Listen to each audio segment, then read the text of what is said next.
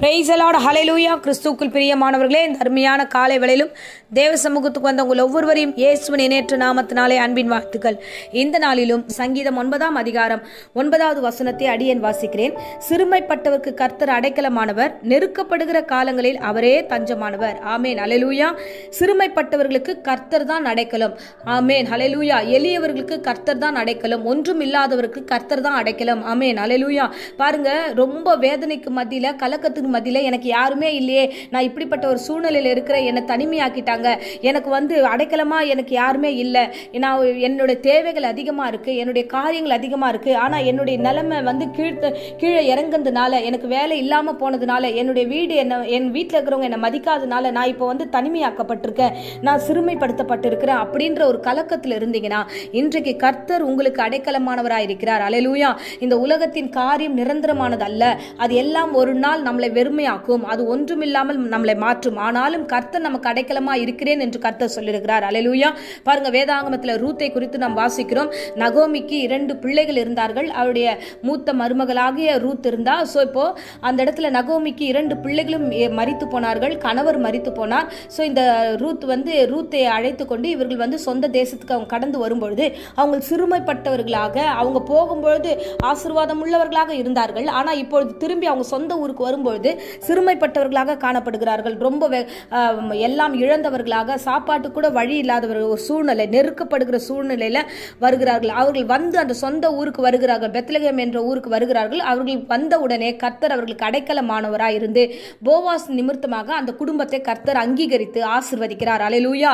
ரட்சகர் நமக்கு இருக்கிறார், உன்னதமானவர் நமக்கு இருக்கிறார். இந்த வேதாகமத்தில் இதனுடைய அர்த்தமாக சொல்லப்படுகிற போவாஸ் என்பவர் இயேசு கிறிஸ்துவை போன்று நமக்கு அடைக்கலம் தருகிறவராக இருக்கிறார். எந்தெந்த இடத்துல அடைக்கலம் தருகிறார்? ஒரு பாதுகாப்பு. அந்த பிள்ளை ஒரு விடோவா இருந்தாலும் ரூத்துக்கு அந்த இடத்துல அவளுக்கு ஒரு பாதுகாப்பை கொடுக்கிறவராக இருந்தார். அவருடைய ஆசீர்வாதத்தில் பங்கு பெற்று அவள் தேவையான தானியங்களை கொடுத்து அவர் பாதுகாத்து கொண்டார். ஹல்லேலூயா.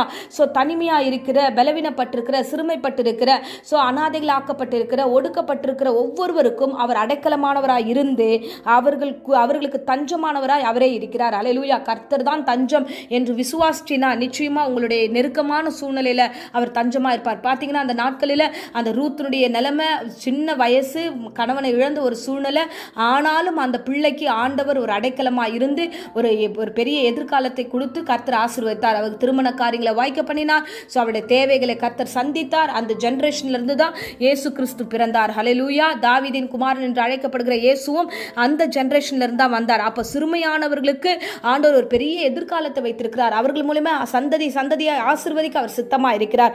ஆகையால சிறுமைப்பட்டிருக்கிறோமே, கலக்கப்பட்டிருக்கிறோமே, நமக்கு யாருமே இல்லையேன்னு கலங்கப்படாதீங்க.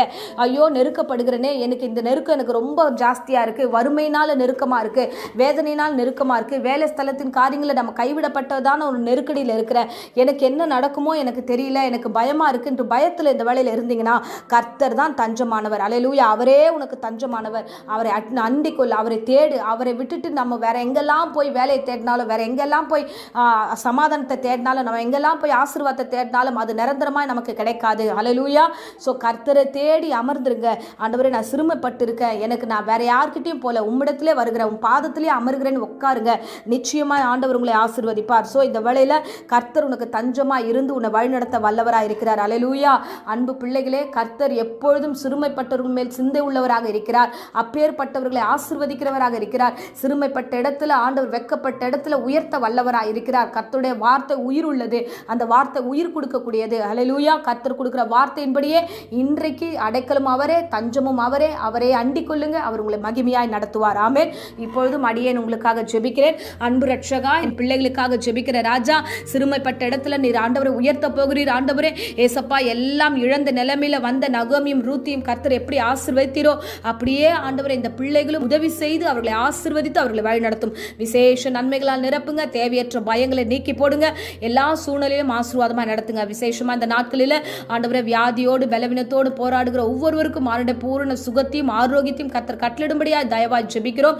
நன்மை நாள் நிரப்புங்க, ஆசீர்வதிங்க. பரிசுத்த ஆவியாருடைய அந்யோன்ய ஐக்கியம் ஆண்டவர் ஒவ்வொரு குடும்பத்தோடு கூட இருப்பதாக ஆசீர்வதிக்கிறேன். இந்த வேளையில ஆண்டவரே, உடைய சபையிலிருந்து இந்த பிள்ளைகளை அடியேன் ஆசீர்வதிக்கிற ராஜா, ஒவ்வொரு மீதும் உடைய அபிஷேகம் நிலைத்திருப்பதாக, ஒவ்வொரு வீட்டின் நிலைக்காலம் உடைய ரத்தத்தை பூசுகிறேன். பூரண சுகத்தையும் ஆரோக்கியத்தையும் கொடுத்து ஒவ்வொரு குடும்பத்தையும் பத்திரப்படுத்தும். வறுமைகளில் இருந்து ஆண்டவரை மாற்றி வருமானத்தை அபிஷேகத்தை கொடுத்து ஆசீர்வதியும், தொடர்ந்து காத்துக்கொள்ளும், வழி நடத்தும். இயேசுவின் நாமத்தினாலே ஜெபித்து ஒப்பு கொடுக்கிறேன் ஜீவனுள்ள நல்ல பிதாவே. ஆமேன், ஆமேன். Praise the Lord. God bless you.